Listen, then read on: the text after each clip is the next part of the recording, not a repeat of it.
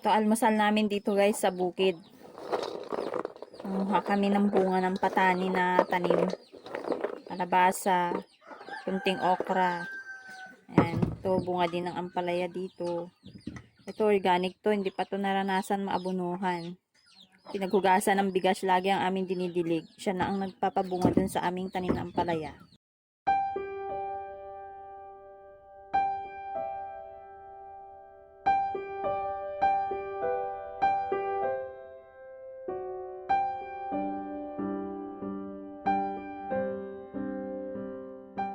Ayan, gulay ang ulam namin ngayon, January 1. So, ibig sabihin, isang buong taon, puros gulay ulam namin guys. Joke lang yun ha. Kasi mayroon naman siyang sahog, yan. Kunting karne ng baboy. Ang palasa lang, ganyan lang tayo.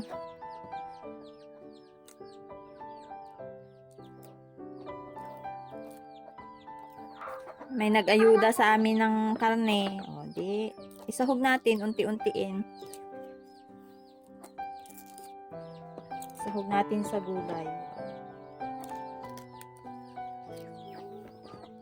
Ang dami ng buto ng patani.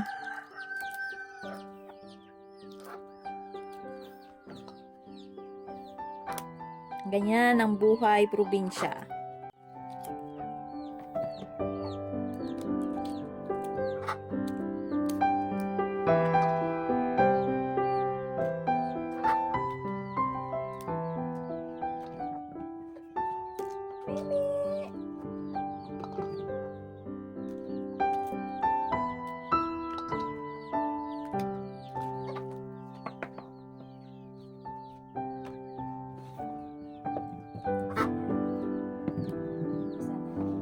Isa natin ang ating ampalaya. Chris, may lilim yung mga kalabaw.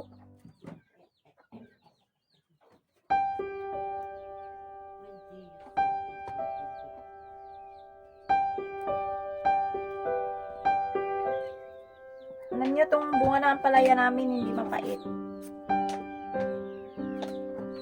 Kahit ma-overcook siya, hindi siya mapait.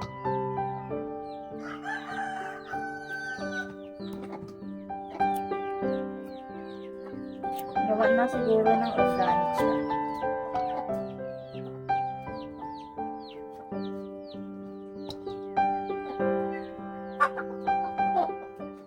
Sarap mamuhay sa probinsya.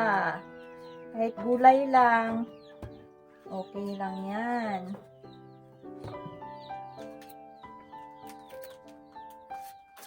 Sariwa na ang ating kakainin, sariwa ng hangin.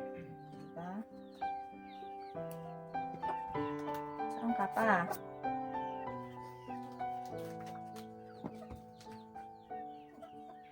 Sarili mo pa ang tanim mo na kakainin. Hindi mo na kailangan bilhin.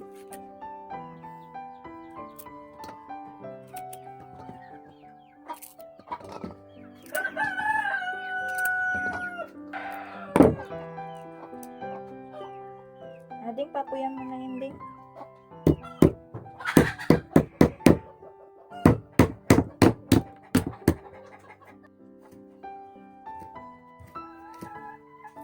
Papuyan mo na yung lutuan.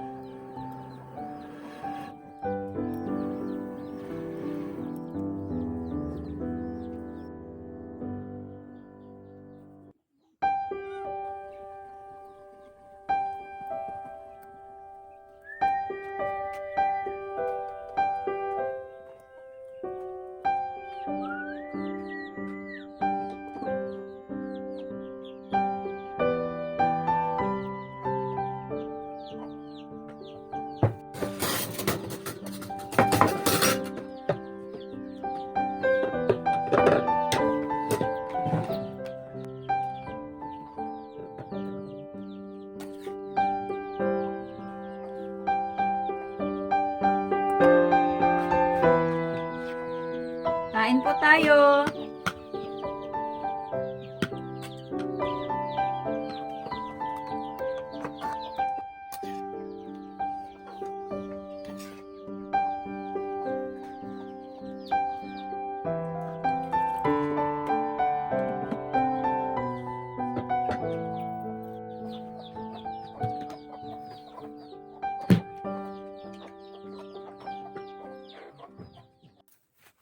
Magandang araw po sa inyo ngayon guys. Ngayon kami ay maglilinis ng aming sagingan. Kung nakikita nyo yung aming mga sagingan, ang daming tuyong dahon, maraming anak.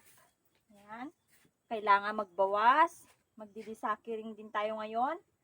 At tatanggalin natin ngayon ang mga tuyong dahon, pero hindi natin ito itatapon. May paggagamitan po kami ng tuyong dahon ng aming mga saging.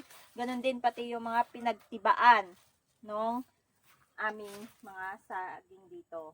Kaya guys, samahan nyo kami sa aming activity ngayon dito sa sagingan. Maui, mag-disaki rin ka na.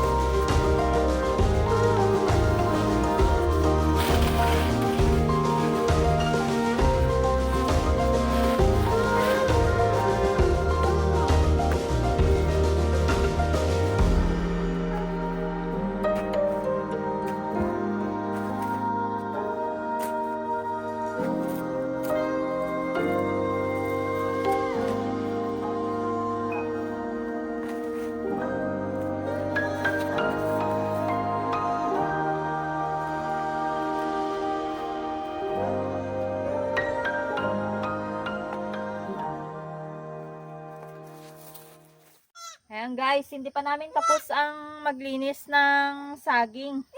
Hindi pa namin tapos tanggalin yung or mag-desuckering ng mga saging na tanim namin. Buwan ng gabi na, ginabi na nga kami. Bali, ang gagawin na lang namin ngayon, kukunin namin yung mga dahon ng aming mga tinanggal na anak ng saging at aming ipapakain sa kalabaw. Tapos yung mga natanggalan ng dahon, iipunin namin bukas. Pati yung mga tuyong dahon, hindi na namin nakuha para ibabad at gagawin pagpapatubuan ng volva mushroom. Bali, kung nakikita nyo guys, yung mga nabawasan na namin, di ba maganda siyang tingnan kapag malinis. Kaysa nang pinakita ko sa inyo kahapon na may mga tuyo pang dahon, marumi pa siya, hindi pa nagbawas ng anak na ng mga saging. Talagang napakapangit tignan. Kaya kailangan din naming bawasan kasi yung pagitan nitong saging na to, tatamnan namin ng ng munggo. Para hindi sayang yung bakanting lupa. Ayan. Diba ang ganda na po ng itsura niya kasi madalang na. Kaya pwede na nating tamnan yung paligid. Ay yung pagitan ng ating mga saging. Pero hindi pa po tapos lahat niya natanggalan ng anak yung mga saging. Hindi pa tayo tapos mag-desuckering. Kaya pasensya muna na ngayon mangolekta ng dahon para sa ating mga alaga. Tapos bukas, kukolektahin namin itong mga tuyong dahon ng saging. Inipon lang. Bukas kukolektahin namin, pati yung mga pinagtibaan. Oo, lahat. Pagpatubuan natin ng volva mushroom. Madilim na. Yan yung aking anak guys. Nangunguha siya, kinuha niya na yung papakain niya ng kanyang alagang kalabaw. Ayan, tuloy na lang natin bukas. Madilim na.